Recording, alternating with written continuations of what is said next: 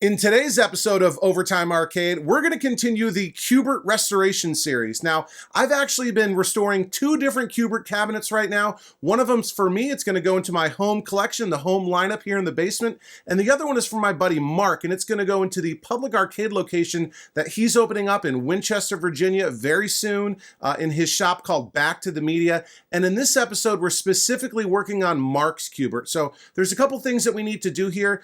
First, we've got some work to do to the cabinet itself. We're going to finish stripping all of the original yellow paint off of the sides, and the cabinet itself is actually damaged in a couple spots, so we're going to have to repair that, figure out how to do that somehow, and then we're going to turn our attention to the monitor. I've got to figure out some kind of monitor situation to install in this cabinet. So yeah, if that sounds like fun, why don't we get started by heading out to the driveway and hitting that cabinet with my random orbital sander. Let's go! Overtime!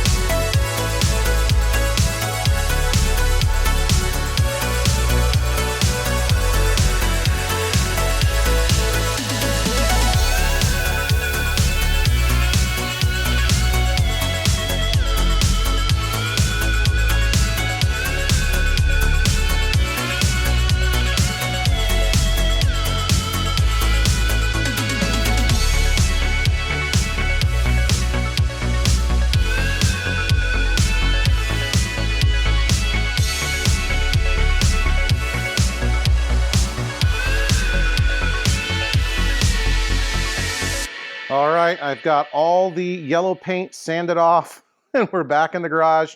That was really tough going. There was lots of layers of paint to burn through, but got it all off of both sides. And you know, I really do keep going back and forth between whether I want to paint this or do the laminate. I know I'm going to do the laminate on the other Q*bert cabinet that I'll be keeping for myself, and I keep again going back and forth between if I want to do laminate on this one or paint it. I had kind of settled on painting it, but now I'm thinking, you know, it'll be less work and faster to do laminate. But yeah, I also went and lightly sanded all the black, just sort of knocked it down. You can see, and I thought there was maybe potentially the lower sort of CPO under the black paint, but there was not. So there you can see like the bare MDF or particle board or whatever right there. So all of the black paint is, you know, not sanded down to bare wood, but, you know, scuffed up and prepped to be repainted, including on the sort of inside of the, I think you would call it the cape of the cabinet. And now I've got some, you know, and I'll eventually obviously repaint that all black. But first I have some cabinet repair to do. So there are a couple of holes I needed to fill. There's a lock bar hole right here and a hole for a credit button up there. And both of those I have filled them with wooden dowels and some wood glue, and those are just drying right now. After that, I will skim coat them with Bondo and then sand it all down nice and smooth and, you know, get rid of any possible seams, so you'll never know that there was a buttonhole or a lock bar hole there to begin with. There's like a couple screw holes right here. I don't know if that was holding an ashtray or a cup holder or something. I can just fill that with Bondo, no big deal. You know, and I'll probably end up skim coating a bunch of other kind of imperfections. You know, not necessarily around the coin door, because that'll be covered up by the coin door, but there's some you know, sort of divots right here. So I'll get that all good to go with Bondo before painting. The bigger issue that I've got to deal with is this. So on the kick plate, you know, there's a thin piece of wood that goes above the coin door, and that got ripped out. And I'm guessing because, you know, somebody removed the coin door and they forgot to undo the sort of catch that holds on. So like a coin door has these sort of like cleats that get screwed down, you know, in various points around the coin door. And maybe they forgot to take this one off, and they yanked the coin door off thinking they had all of them, and they took a piece of wood, a chunk of wood right out with it. And I've got to figure out how to repair that. You know, one thing I could do is take this whole kick plate panel off, cut a new one and put it back in, but that's a ton of work and I really don't want to do that. So I'm going to fill this. But, you know, because this is like a free floating like span, I don't, you know, you can't just Bondo over open space like that, right? It needs some sort of backing, some, you know, something. So what I've done is I took a piece of angle aluminum. This is 3/4 inch by 3/4 inch. I think this is a 1/16 of an inch thick. And I've kind of cut it into a shape that I should be able to, let me actually grab the tripod real quick. You know, my brilliant idea is to use this kind of as a backer, and hopefully this will help me fix this, you know, make this repair to fix this hole. So let me show you what I'm talking about. So I cut this to the right length to fit into the cabinet, and it's going to go in like this, and it will provide a backing for the Bondo to keep it from falling into the cabinet, and also help fill out the shape of the edge of the hole for the coin door. So really it's meant to come in like this. It'll get screwed into the inside of the cabinet to kind of hold it in place, and essentially it'll be right here. Okay, because the hole is fortunately not in the middle of the curve. It's kind of, you know, right at the end of the curve here and kind of into the flat part here. And this, you know, will be flush with the front of the cabinet. I can fill all this with, you know, I'll screw this metal strap into the inside of the cabinet. I'll fill it all with Bondo, sand it all down. And even if there is a seam, that will be covered by the lip of the coin door.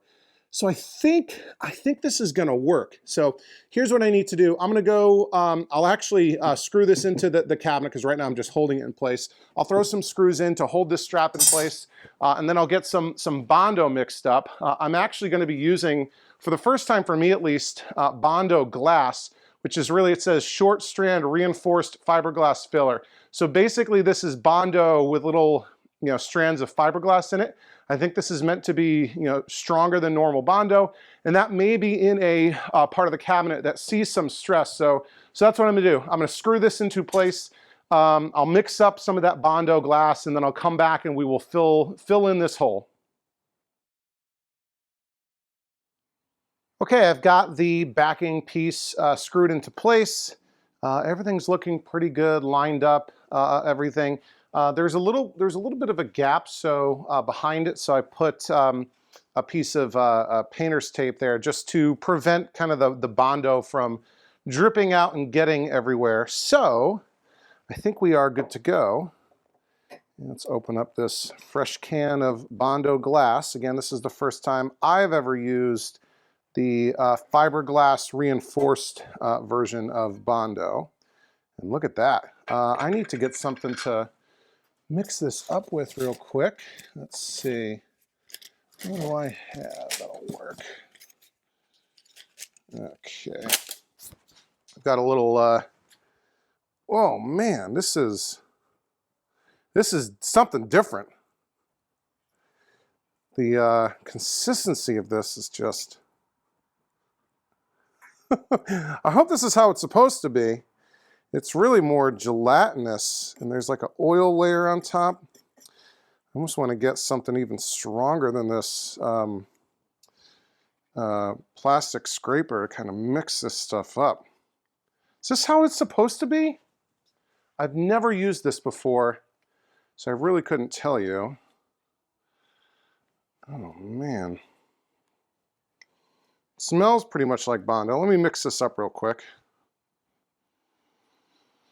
All right, well, I hope there's nothing wrong with this stuff. It is much thicker and harder to sort of mess with than normal Bondo. And like it really, like you can tell just that there's fiberglass in this. It just is like, it almost like, I don't know what the right, there's like a physics term for, look at this, it just wants to hold on to itself. So let me try scraping this off, and this is more than I kind of wanted to work with, so we'll put some back in. Oh, man. This is nuts. Hopefully this is what it's supposed to be like, because I want to kind of do at least two or three sort of layers of this. That's probably good. Wow. This is not what I was expecting. But let's put our cream hardener in. And this is always hard to tell exactly how much. That's probably way too much. But we'll mix it all up. All right. How are you supposed to mix this stuff? Probably should have watched a video of somebody using this stuff before, just to, I thought it would come out looking like Bondo, maybe with flecks of fiberglass in it, but this stuff is just super, like I can't convey in words, like it is really so much thicker and feels stronger, like right off the bat, like I'm getting a hand cramp trying to mix up this stuff. So, all right, let me start working it in. I think it's mixed up, but it's just so goopy. I don't even know how to kind of get it in there. Okay. I'm going to need more than I thought.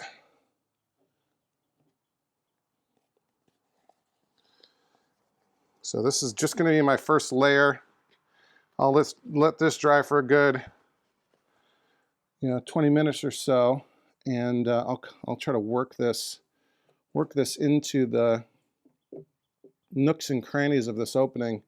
But yeah, let me work this in. Like I said, I'll let this sort of first layer dry 20-30 minutes, and then I'll come back probably with at least 2 more layers, and then I'll show you what it's like when it's kind of all filled in. Okay, I'm 2 applications in with this fiberglass Bondo, and there's a couple things I wanted to show you. So I do think I'm probably going to end up using at least 4 applications to kind of build it up to the height to get sort of level with the surface of the kick plate of the cabinet. One thing I did, so I've got 2 layers down, like I said. One thing I did was I actually took a scrap piece of the aluminum that I've been working with, and cut it to size and kind of embedded it into the fiberglass Bondo. Now, I'm not sure if this is a great idea. I'm kind of thinking that it'll act a little bit like a rebar. If you can see, it's kind of getting all shiny and reflective. Yeah, so that piece of aluminum is kind of in there, embedded in the Bondo, and there'll be 2 more layers at least on top of it. And it's kind of like, because the way the piece broke, it kind of is tapered towards the middle. So this piece of aluminum is sitting on kind of sort of the feathered edge where it was broken, if that makes sense at all. So it'll have some support on each end from being pushed in. And yeah, I think just having this piece of metal in there, this piece of aluminum, kind of acting a little bit like rebar to keep things reinforced. Yeah, everything's been going good. The only other thing I've done a little bit different that I didn't show you was I put a rubber glove on my finger, and I used that almost like you would smooth out caulking, sort of pushed the Bondo into all the nooks and crannies and kind of smoothed it out into the shape that I want. So yeah, I'll go ahead and put 2 more applications on, and then that should be good till then let it, I'll probably let it dry at least overnight and sand it down and that sort of thing. The other thing I wanted to show you is at the bottom of the cabinet. So these 2, skids at the bottom have the leg levelers there, and they're kind of okay. I'm kind of debating if I should replace them or not. I mean, they're intact, they work, they're adjustable, they don't look pretty, but again, you're never going to see them. They're on the bottom of the cabinet. One thing I do want to do that you would be able to see is there's supposed to be a cross brace between these two skids. So I went and I cut just a piece of plywood, and before we do all the black paint again, I will glue and screw this piece of plywood into the two skids, just so that and that will make the bottom of the cabinet, if you can imagine that being at ground level, a lot cleaner and a lot more sort of complete with that. So but yeah, I'll do that off camera. So yeah, let me go ahead and apply 2 more layers of Bondo glass, and then I think we'll be in good shape. All right, and here's how we're looking after 2 more applications of the Bondo glass. And I think we're doing kind of okay. It's nice and smoothed out. Now I'm gonna let this dry completely for at least a couple of days, and then I'll come over it with my orbital sander, my random orbital sander, really to kind of smooth it out. And I think what I'll end up doing is going over the top of it again with normal Bondo, just to help sort of finalize the shaping and smoothing it out and kind of blending it in, sort of when I use that Bondo on the rest of the cabinet. I've also got, I maybe want to reform, some of these corners, at least touch them up a little bit, like this one in particular, especially if I don't end up using laminate on the sides. That'll help, that Bondo will help the corner look nice and sharp. So I'm really happy with how this came out. Again, I'm not 100% confident that I didn't have a bad batch of Bondo, but giving it 15, 20, 30 minutes to dry in between applications, it did feel like it was hardening pretty well. So yeah, and hopefully this turns out okay. As long as it's the strength hangs up with the sort of aluminum bracket backing and the aluminum sort of rebar piece that I threw in there, I think this will wind up okay. But only time will tell. When I do the rest of the Bondo work on this cabinet, that's actually going to be in a future upcoming episode. So I think that'll about do it for the cabinet repair portion of this episode in the Q*bert restoration series. So now why don't we turn our attention to fixing the monitor that I'm going to use in this cabinet. All right, here's the monitor that I'm kind of planning on using with this Q*bert. As you can tell by the masking tape label, this is a Kortek KTN-2001. I think sort of an early 2000s, 19-inch standard res CRT monitor.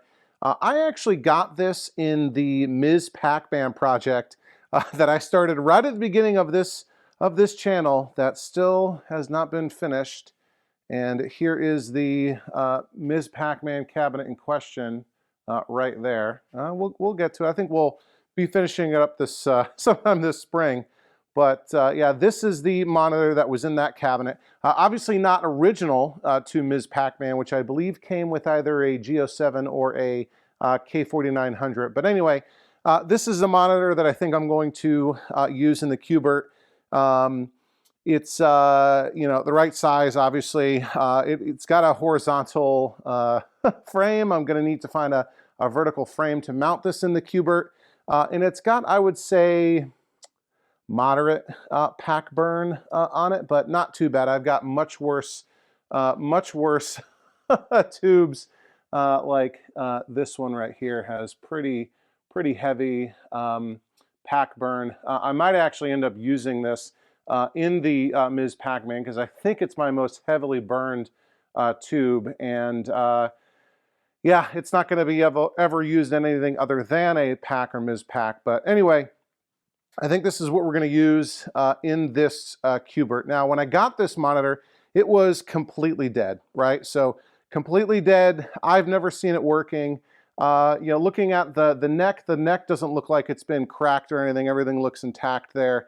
Yeah, I recently did try powering it up again, hooking it up with my portable isolation transformer power supply setup, and dead. No signs of life, no nothing, no neck glow, no HV buzz, nothing like that. So I need to work on this chassis a little bit. So I've actually already discharged the chassis and removed it from the monitor, and here it is sitting right here in all its glory. And it even says KTN-2001 right there. It also has a label on the back of the neck board sort of cover. And I've never worked on a Kortek monitor before. I understand they're not necessarily the easiest monitors to work on. I think Liam and Sam from Retrobotics have at least 1 or 2 Korteks, and I think Liam was telling me he was never able to get theirs working. But hey, I like a good challenge, so I want to see if I can get this working, because the chassis looks like it's in relatively good shape. I don't see any real problems. It was a little bit dusty, so I used some compressed air to blow off the dust a little bit. And this is the troubleshooting guide that I'm going to be working from. This is actually from the KTN-2001 manual, which I think also covers the 1401. I'm guessing that was maybe a 13-inch monitor. But yeah, so looking at this troubleshooting guide, it's a little bit different than the flowcharts that I'm used to, right? Because these loops kind of go into each other, and it's a little bit confusing, right? So we start up at the top. There's a few of these troubleshooting guides, a few of these flowcharts. I printed out the one for no power because that's the issue that I've got. And we'll sort of read this right here. And again, this is printed right out of the manual. It says, no power, then check F101, which is the single fuse, which is right there. And it's not a glass tube. It's a, I think, 3.15 amp 250 volt fuse right there. I've tested that with my multimeter and it's fine, so it's not the fuse. Then it says if that's okay, check BD101, which is actually a bridge rectifier, and it's this little guy right here. So we'll be testing that. And here's what's kind of interesting, right? So if it's no good, and I'm assuming NG means no good, then it says change BD101. Okay, so we change BD101. And does that mean test it again or just continue on down here, right? Because even if BD101 was okay, you go to check FE101 or FE401. FE401 is actually a MOSFET, which is mounted on this heat sink right there. So this is the MOSFET. I don't think I've ever worked on a monitor that had a MOSFET, or had a bad MOSFET at least. So by changing BD101, do we put it all back together and power it on, or do we keep going? I guess maybe we keep going. So, and here's another thing that's kind of weird. Check FE101, all right? If it's not good, there's 2 paths. One is change BD401, but we would have already done that. So is this like a copy and paste error, like when they were building this? Because this loop is identical to the one before. Strange, but there's also this other, no good path, which says over here, check and change Q401, and it's maybe over here somewhere, a little jelly bean transistor, and then there's, once you've changed that, but look, there's no spot here where it says to change FE401, replace FE401. It doesn't have that anywhere. Okay, is that maybe supposed to be here? Change that MOSFET? I don't know. All right, so check these other 2 transistors. If those are bad, then you would replace them, right? Change them. And then it says check the B+ voltage. If that's not good, you would check and potentially replace, but it only says check the flyback, and then it has some diodes down here to check. So we're going to attempt to follow this flow chart here. I'm not super confident in my ability to read it, which is sort of a weird thing to think. Can't anybody read a flow chart? But again, I don't know if that's a typo or copy and paste error or what. But we're going to start. I'll just do it for to confirm. We'll start with our continuity test and on our multimeter, and we'll go and double check the fuse up here, and we're testing from the fuse holders, and that fuse is fine. So I'll go ahead and check off on our flow chart here. We'll check off, check F101 is fine. And so the next thing we need to do is check our bridge rectifier.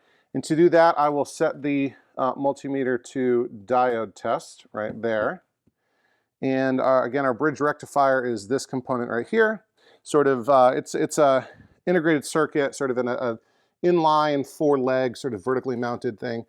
And we have, and basically what a bridge rectifier is it turns AC voltage into DC voltage by having sort of, you know, a set of 4 diodes. And a diode is a component that only allows current to flow in one direction. So I think if we should have, basically we should have a voltage drop. You know, the diode should work in one direction but not in the other. So we have the positive leg on the left side, the negative leg on the right side, and then sort of the AC lines in the middle. Watch another video if you want someone to really explain how a voltage bridge rectifier works, but we'll start with this and see we do have a voltage drop, and my hand's kind of in the way. I don't want to touch my hot soldering iron, but you can see there we do have a voltage drop in that direction, and if I switch the leads and go this way, we should have no voltage drop. Okay, so that's good. And then we come over here and we should have a voltage drop in one direction. Am I doing this right? Let's try it like this. Yep, we've got it right there. Sorry, my hands are in the way. So we've got it in that direction, but not the other. So far so good. But I believe you should also have no flow between the 2 middle ones, and unfortunately we do. So we've got a voltage drop in that direction between the 2 and a voltage drop in that direction. I wonder if we even have continuity, because I don't think you're supposed to have that, but I could be wrong. We've got 600 ohms of resistance kind of in both directions. So I think that means this bridge rectifier is bad, but you know, I think you can test a bridge rectifier in circuit, but I'm actually going to go ahead and pull it out of the chassis, and while I do that, I'm also going to pull the MOSFET out too. So let me go and desolder those real quick, and then we can again test the components here on the workbench. All right, so check this out. I went and I pulled the bridge rectifier out of the circuit. And just to entertain myself, I decided to test it again. And so check this out. Multimeter set to diode test. Voltage drop in that direction. Voltage drop in that direction. Nothing in this direction. Nothing in this direction. But look at that. It's not shorted. So this bridge rectifier is actually fine. It tested bad in circuit, but when pulled out of circuit, it tested okay, which tells me there's probably something else in the circuit that's the problem. So here is the old MOSFET. And MOSFETs are, again, I'm just learning this. I've never worked with MOSFETs before. MOSFETs are a little bit weird to sort of test. I guess they have an internal capacitor inside of them, and you have to like drain it first. So you take your black lead and you kind of touch it to the 2 left legs. You know, there's like a gate and a drain and something like that. I don't know what the right terminology is, but I watched a couple videos. Shorting with the black lead of your multimeter, these 2 legs together, I guess drains the internal capacitor. And then if you come like this with your black lead on this leg, and your red lead here, black lead on this leg, and when you touch this one with the middle leg with the red lead, you should get nothing, like open circuit. But I've got a short, and I've actually got a short to both legs. So I don't think this MOSFET's good. And to prove it, here is a brand new one from Peter at arcadepartsandrepair.com. And again, I will short the 2 left legs with the black lead of my multimeter. All right.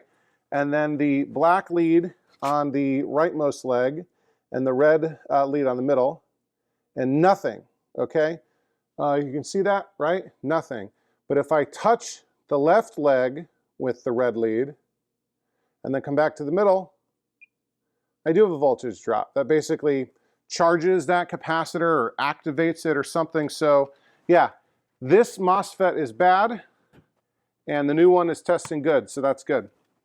So coming back to our flow chart right here, well, let me hold it up. So the bridge rectifier, after all, checked okay. FE401 was bad, so we go like this. Not good, so we're going to change FE401. I'm assuming that's the sort of typo here, right? But there's also this branch of the flowchart over here when it's also not good again. I don't know what's going on. It says check and change Q401. And this is Q401 right here, a little jelly bean transistor. And I tried testing this in circuit at first, just with my continuity test, and two of the legs tested short to each other. And I believe Q401 is the same as Q403, and I did the same test with Q403 in circuit, and those two legs were not shorted. But again, I pulled the component out of the circuit, and over here,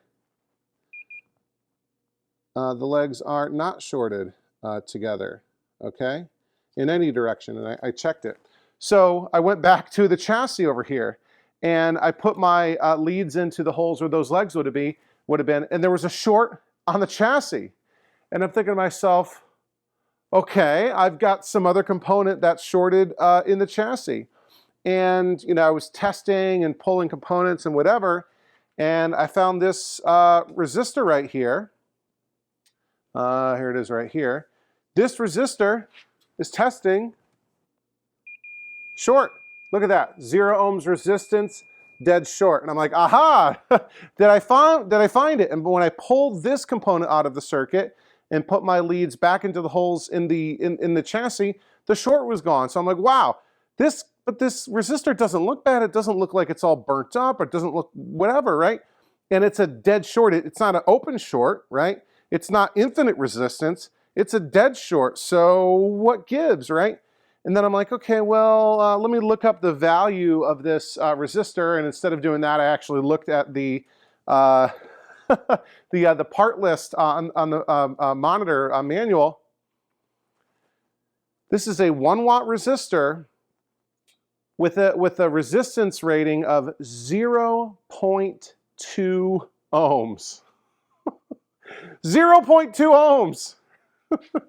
Why would you use a resistor in a power circuit with such low resistance in it? I mean, look, I'm not an electrical engineer. I don't design circuits for a living. I don't know better than the people that made this, but that just makes no sense to me, right? Maybe in a super sensitive circuit, but why in a power circuit? Because this is the power, right, part of the monitor chassis, a 0.2 ohm resistor. And if I put my multimeter to ohms, sure enough, there it is, right there, right? But if I put it to continuity, it tells me it's basically 0 ohms, right? And put on a that's such a low, that's fine. So yeah, not a problem, not a problem, not a problem. This is the problem. And I'm always a little bit suspicious when I find a bad part, and that's the only bad part. But again, looking through the rest of this flow chart, right? If Q401, I'm guessing is fine, question mark, right? And then the rest would be Q402, Q403. Those at least weren't shorted in the circuit. And then from there, it's check B plus and check the flyback. And if that's bad, maybe look at some diodes. So I think we're just going to say this is the bad part for now. I'm going to install the new MOSFET from Peter at arcadepartsrepair.com. I'll put everything else back in. I'll put the bridge rectifier back in, the transistor, and that little big 1 watt, 0.2 ohm resistor. I'll put all this back in. Well, not this bad MOSFET. We'll put the new MOSFET in. I'll solder all this back in, and then we'll be ready to wire it back up and test this monitor. All right, we're all put back together. I don't have the chassis bolted onto the frame just because we'll be, this isn't the last time we'll be taking it out. Hopefully it's working. I've got everything plugged back in. The neck board is plugged back in. The anode cup is plugged back in. There's actually two wires from the DAG. One goes to the neck board, one goes to the chassis. The gauze circuit's plugged in. The power cord is plugged in. The yoke wires are plugged in. I think we're good to go. I've got my portable isolation transformer power supply thingamajig plugged into the power. That's plugged into the wall. I've got my multimeter set up to check the B+ voltage, which is read off of, I believe it's diode 403 on the cathode side, so a little bit of an interesting spot. As well designed as this, the layout of this chassis PCB seems, they don't have a test point for checking B+. You have to, and it's like this diode is sort of raised off the board. I'll show it when I'm doing the cap kit. And I guess that's why it's raised off the board. Otherwise, it would be quite strange to basically have to, hold your probe in there up against the exposed leg of a diode. But anyway, enough with that. I think we're ready to test. So I'm going to set my multimeter to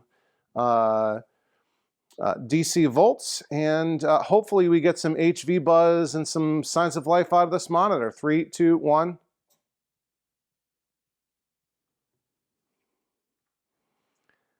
And there's nothing.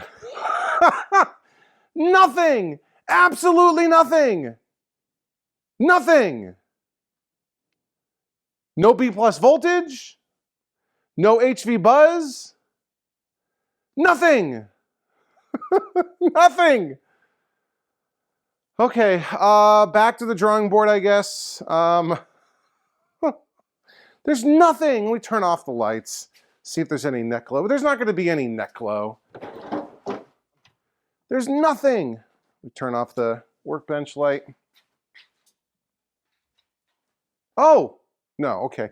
I thought I had raster, but it's just a little charging LED of something that's charging. Yeah, there's no neck glow. There's nothing.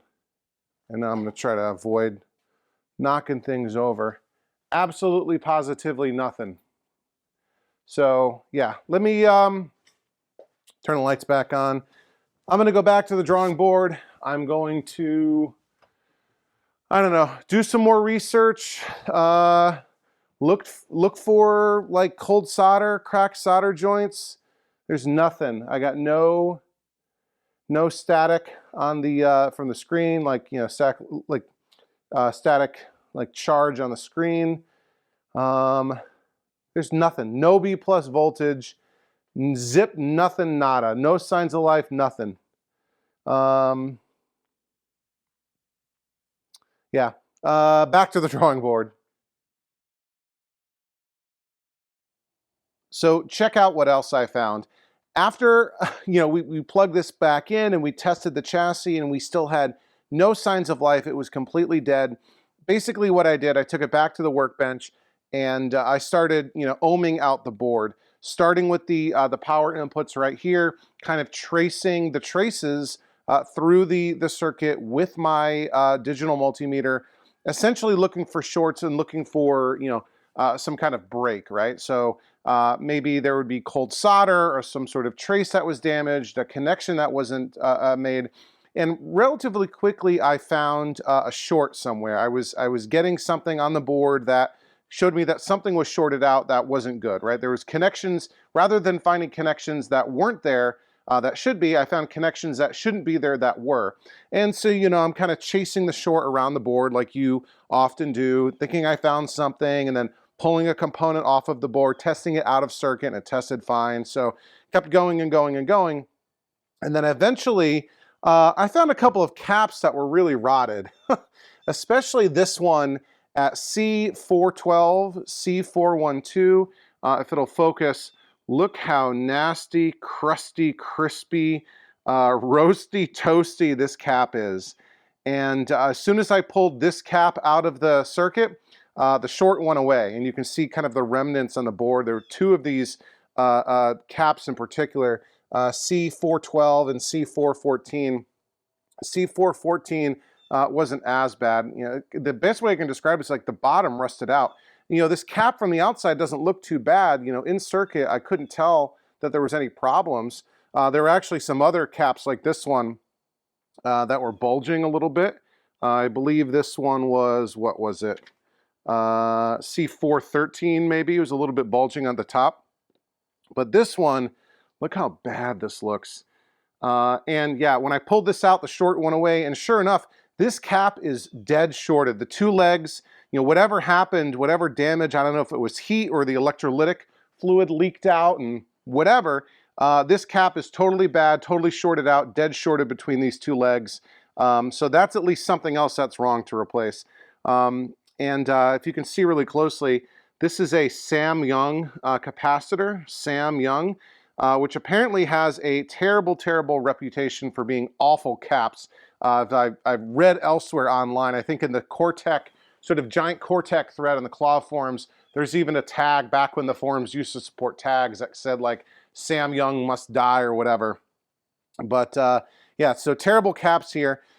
So now I'm at the point where I'm hoping that I found another issue and that we can fix that and resolve it and test it. So I'm going through the process now of installing a cap kit from arcadepartsrepair.com on this chassis. I was actually talking to Liam from Rush Robotics on YouTube kind of about this, sort of, we've been talking about, because he's got a Kortek that's dead too that he hasn't been able to figure out either.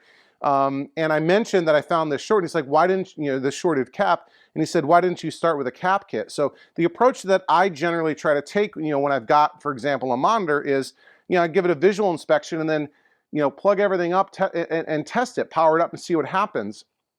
If it's not working, figure out what's wrong and fix that, and then go ahead and do the preventative maintenance, eventually like a cap kit or whatever.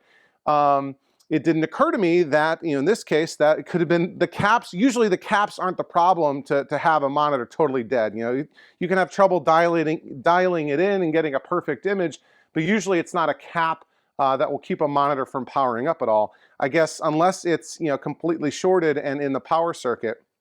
So whenever I work on a new monitor for the first time, and this is my first time ever dealing with a Kortek, I like to watch videos of other people working on these monitors. And of that new monitor. And there aren't a ton of other videos online of people who have worked on Korteks, especially the KTN-2001, like what this is, except for Mike from Mike's Amateur Arcade Monitor Repair. He's done a couple of videos on these, so I was watching him. And he also mentioned that this row of caps sort of in the back of the chassis are actually notorious for going bad. So not only are these Samyang caps bad, this specific section of capacitors on the Kortek chassis, this specific Kortek chassis, these are known for going bad and causing all kinds of problems. So maybe in the future, if I ever work on a Kortek again that's not working, I'll just start with a cap kit and go from there. So even though eventually, we did find that the MOSFET was dead or the MOSFET was shorted also, and we replaced that.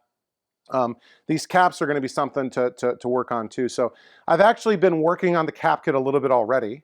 I actually started it last night during the monthly members only live stream for April, and I got through the whole neck board during the live stream, which doesn't necessarily sound like a lot of work. Usually a neck board maybe only has 1 or 2 electrolytic capacitors, but look at this. The neck board on this Kortek has 14 electrolytic capacitors that needed to be replaced, plus this IC right on the neck board. So kind of bizarre to me. It's got 3 color transistors like you would normally see. These are all mounted on relatively beefy heat sinks. So this is quite a substantial neck board. One thing I do like about it though is you can completely disconnect it without desoldering anything. So there's a ground that goes to the DAG. There's the G2 wire just plugs in right here. There's a couple of Molex connectors that you disconnect. You can even pull the focus wire out of the neck socket. It's sort of just like a friction kind of tension kind of locking mechanism in there. So you can completely remove the neck board, making it easy to use, and so it's not flopping around like it normally is on most other chassis. So as you can see, I've been working and replaced all of the capacitors on the neck board. My black Sharpie ran out, and so instead of grabbing a different black Sharpie, I've got a red Sharpie, so I'm sort of marking the new caps with a red Sharpie instead of a black one to know where I've done my work. So we're gonna go ahead, I'm gonna go ahead and do the rest of the cap kit on this chassis. Now, You've seen me do this before, so I'm not going to do the whole thing. But what's interesting is something I do want to show you. When I was watching the video of Mike from Mike's Amateur Arcade Monitor Repair, again on YouTube, him working on this chassis, he actually did, and he often doesn't do this. Mike's got a great channel, probably one of the best ones for learning arcade monitor repair on YouTube. Obviously he does lots of cap kits, but usually does not do a whole cap kit on video, right? Because it takes a long time and it gets to be boring. It's very repetitive. I find it soothing to do it, but it's not something that necessarily you want to do a whole video on a million different, K7000 cap kits. However, he did one in real time for the Kortek. Mostly probably because there wasn't a ton of examples of that online, and so I really appreciated it. And one thing that I really learned that was totally fascinating to me was Mike uses a completely different technique for doing cap kits that I've never seen before. I'm sure other people have done this, or maybe not. Maybe Mike invented this out of necessity or whatever.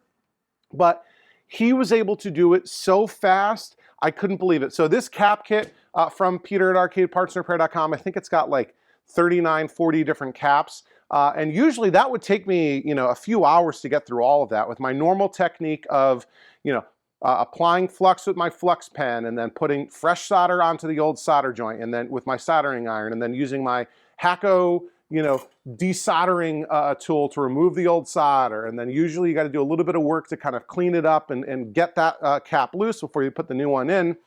Mike does it with a different technique that goes so fast.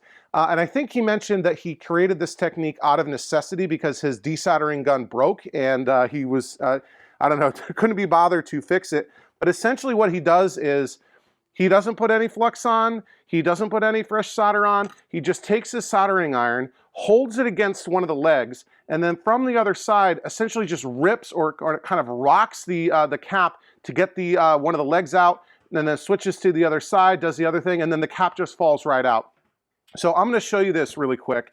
This is, what cap is this? K70 or C707. So this is this polarized capacitor right here, and I've got my finger sort of on this cap, and hopefully you'll be able to see what I'm doing. I'm just looking now for the markings on the solder side. So we're right here, yep, and I'm in frame. So I'm just going to come in and hold the soldering iron on it, and now I've yanked that first leg out, and I'm just doing it here. Now the cap's already out. Look at that. Cap's already out, no problem, right there. So again, this looks like another Samyang. This is a 10 microfarad, 250 volt. But now what I need to do is clean the vias out, the holes out in the PCB. And again, rather than using the desoldering gun, which Mike was talking about how often you can, that can damage a PCB, especially pads. You go over the component leg, you apply heat, and then you kind of move the desoldering gun around while holding the trigger to activate the pump. And for lots of PCBs that have kind of fragile or delicate solder pads, that's a great way to actually damage solder pads. You rip them, you tear them, they come apart. And for me, on average, on a given typical cap kit on a monitor chassis, I average about one solder pad per monitor that I end up damaging and then having to repair somehow, either kind of gluing it back down or bending a leg over to bridge to the next point. And with this technique, it sort of really minimizes the likelihood that you're going to damage the pad that way. But we still have the issue that we have to remove the solder that's in these old joints. One of them looks relatively clear and the other one is full of solder because, again, we didn't remove any of the solder. We just heated it up, melted it, and kind of ripped like a savage, like a barbarian, like a caveman.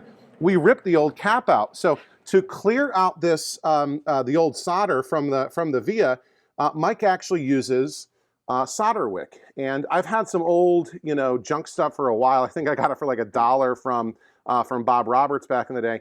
This is actually much nicer solder wick or copper braid from Chemtronics. I'll put a link in the video description down below if you want to pick some of this up. This is much higher quality copper braid solder wick. This actually has a flux kind of infused into it, so I don't need to add any more flux.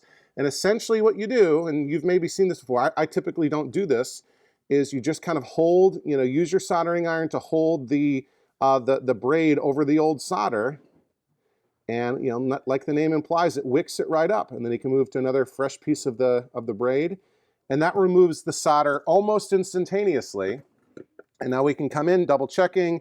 Yep, that was a 10 microfarad 250 volt capacitor. Here's our brand new one, nice Nichicon 10 microfarad 250 volt brand new capacitor. We'll come in here to the top side of the board, making sure we are observing polarity, inserting it the right way, popping it in, flipping it over, bending the legs ever so slightly to kind of hold the cap in place while we apply fresh solder. And we'll solder this new cap in place. And right here. And there we go. I'll double check, I'll test this with my multimeter to make sure I didn't accidentally bridge anything, make sure I've got a good solid connection. But to me, that just blew me away how fast it was. And he got into the zone and did it over and over and over again. And he did that entire 40 capacitor cap kit in under an hour. And I couldn't believe it. I was blown away. Like I said, that would take me probably at least 2 or 3 hours to do that many caps, even just sort of locked and loaded in the zone, rocking and rolling. So I think I'm going to continue using this technique. At least for now. I'm not going to do the whole the cap kit with you. If you're interested, become a channel member and go watch me do the neck board and the replay of the monthly members only live stream. I'll do one more with you right here. This is C310, C310. Should be a 220 microfarad 35 volt capacitor. So again, we'll kind of line this up. C310 is right here. Yep, you should be able to see what I'm doing.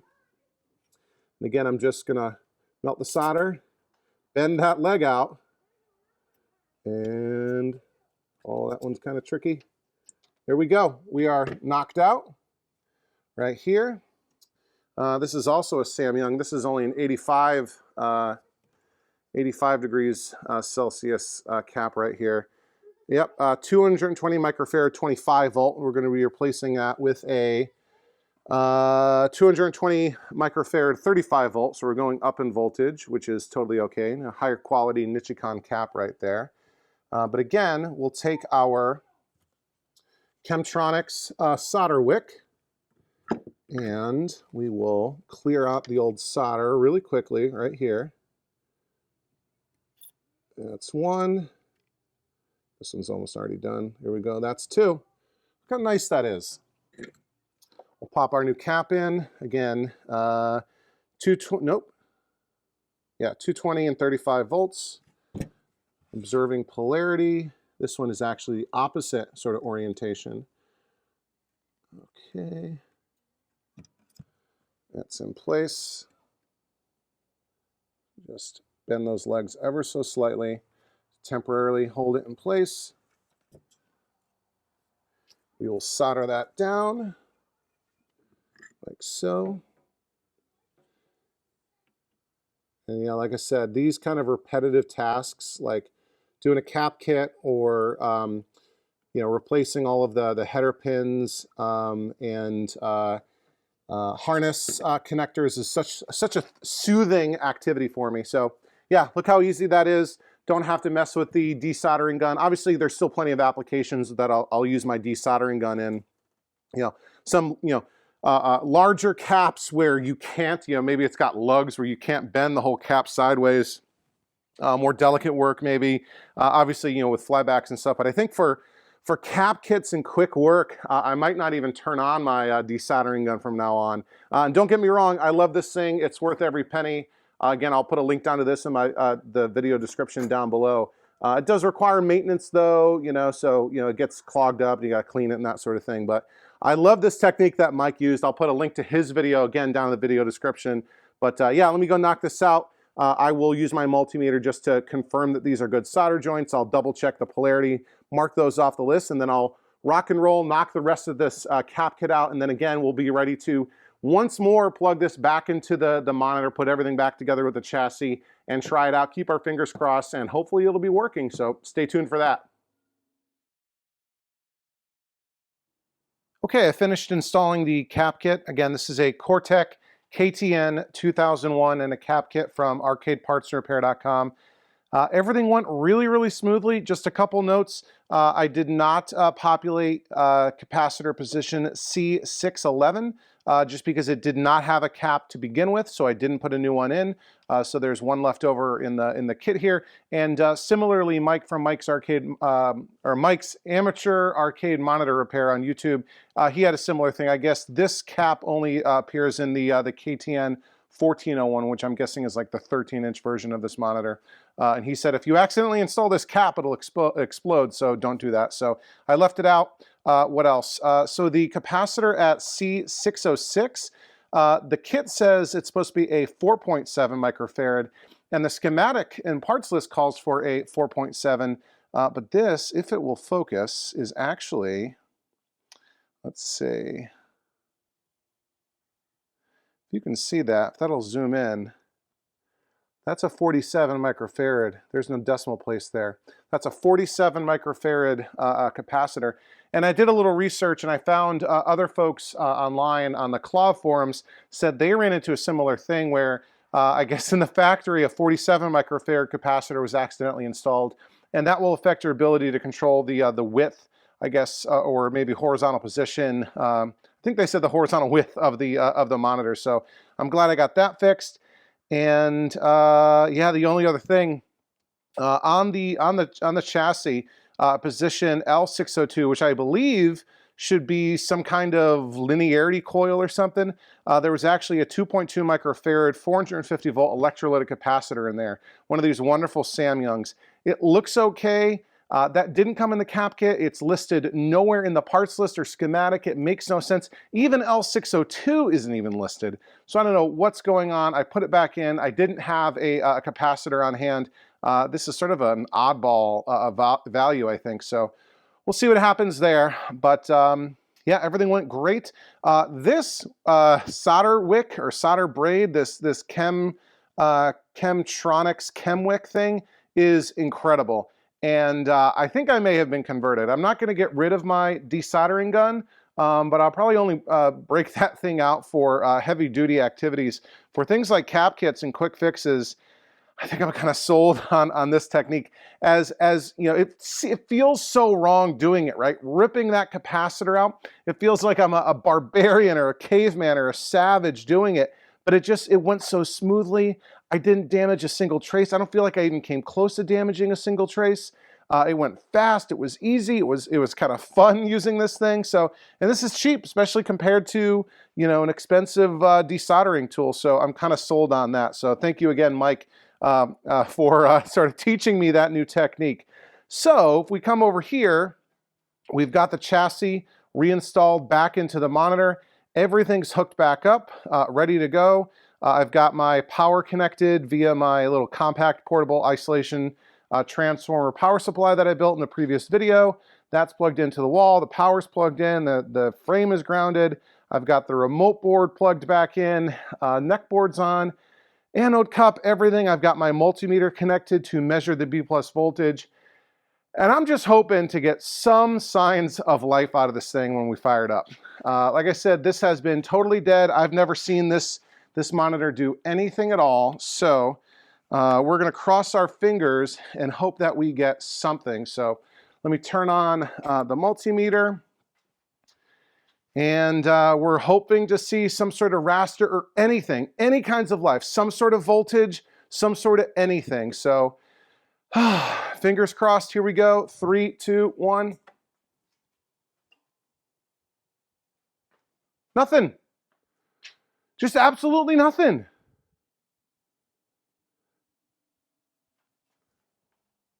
I don't understand this at all. I don't understand this. And I know I'm not going to see anything, but let me turn off the lights. I'm not going to get, there's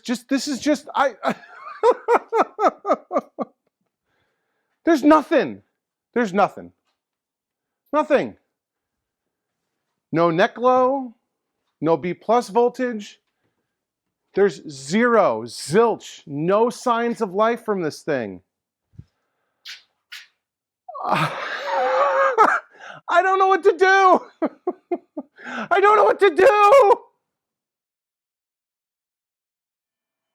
All right, if you can't tell, this monitor is really, really frustrating me.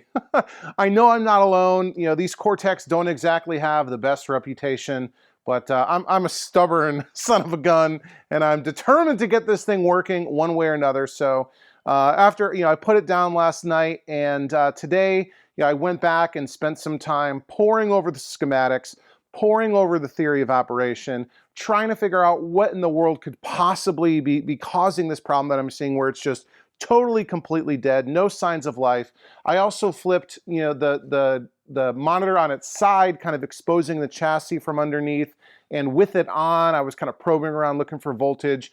I was getting good AC into the bridge rectifier and DC voltage out of the bridge rectifier, and I'm trying to figure out where this thing was potentially dying, and turned it off, pulled the chassis out again. And again, I'm going through and probing with my multimeter, looking for something bad. And eventually I found another bad part. So this, if it'll show up in focus, this is R402. This is the over voltage protective resistor. And when you look at it from above, everything looks okay. It looks actually pretty perfect.